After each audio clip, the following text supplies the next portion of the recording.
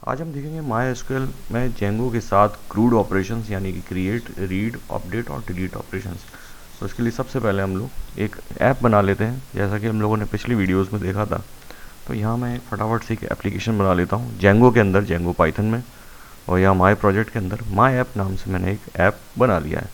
और जैसा कि हमेशा की बात ही, यहाँ पर कुछ हमको ऑलरेडी कुछ बनी हुई फाइल्स इसमें मिल जाती हैं। इन फाइल्स का क्या उपयोग है ये आप पिछली वीडियोस में जाके देख सकते हैं।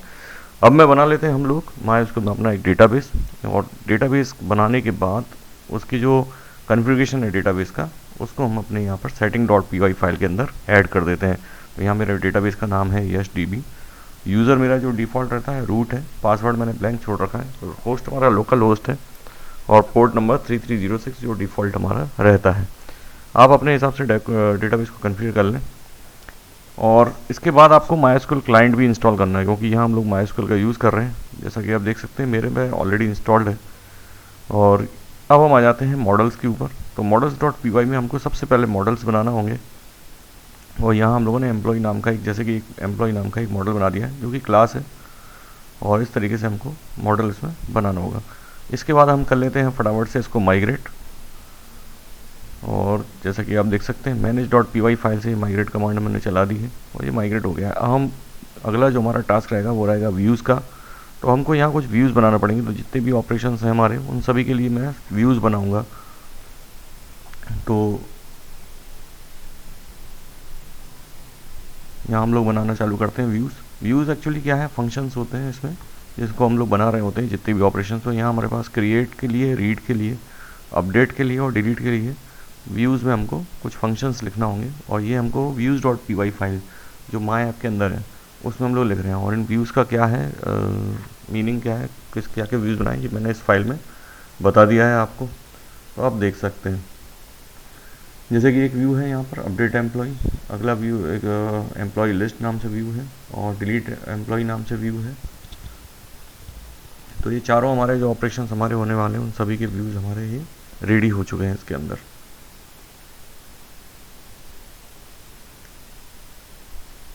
यहाँ पर डिलीट एम्प्लॉई और अपडेट एम्प्लॉई डॉट HTML ये फाइल हम लोग बनाएंगे इसके अंदर।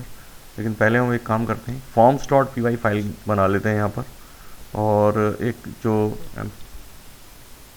ये फाइल आपको बनाना पड़ेगी, और इस फाइल में आपको ये कोड लिख देना है।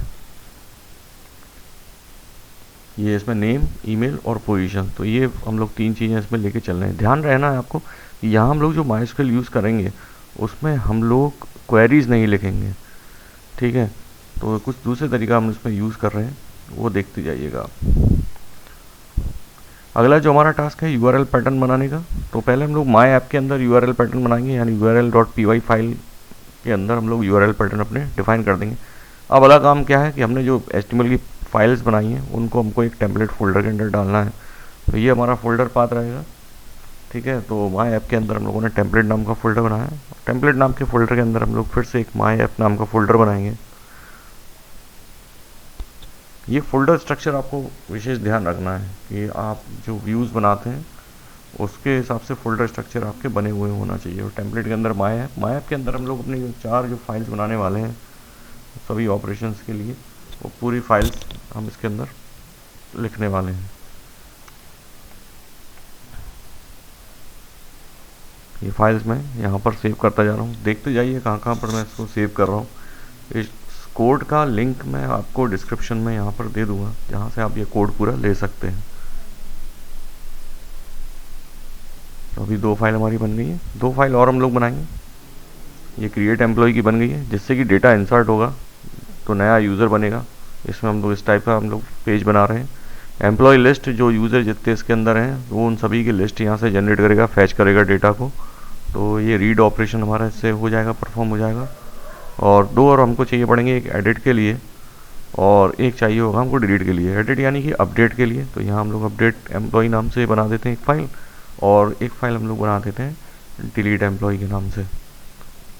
ये चारों फाइलें HTML पेजेस हैं, क्योंकि हमको इनको चलाना वेब सर्वर पर है, इसलिए हम लोगों ने इसको HTML के फॉर्म में बना दिया है। अभी इसमें अंदर कोई मैंने CSS इसमें यूज़ नहीं किया है, तो जब ये पेजेस चलेंगे तो बिल्कुल ब्लैंक उसमें आएंगे। अब अगला काम जो हमारा है वो टेबल बनाना है। तो डेटाबेस हमने जो बनाया था उसके अंदर हम लोग एक टेबल बना देते हैं। यहाँ टेबल का नाम मैंने जो रखा है वो आप देख लीजिए इधर, माई ऐप अंडरस्कोर एम्प्लॉय, और इसके अंदर 4 कॉलम आपको बनाना है, ID, name, enrolment, sorry email और पोजीशन। ये एक्शन है, इसको ना बनाएं आप, लेकिन मैंने ये ले लिया है। लेकिन आप यहाँ सेटिंग डॉट py फाइल के अंदर आप अपना ऐप रजिस्टर करना मत भूलें। तो यहाँ पर इंस्टॉल एप्लीकेशन में अपने ऐप का नाम आप इसके अंदर डाल दीजिए, और उसके बाद अब हम इसको रन कर देते हैं।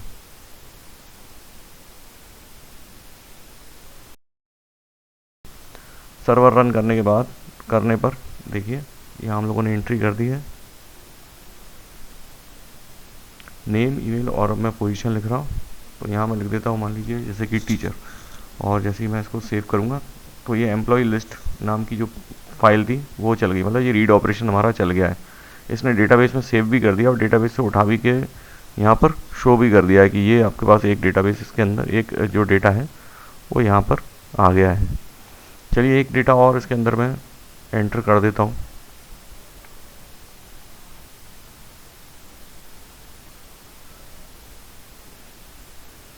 ये देखिए ये हमारा अपडेट भी हो रहा है, अपडेट हमने कर दिया है एडिट करके। तो 2 ऑपरेशन हो गए हमारे, क्रिएट हो गया, अपडेट हो गया।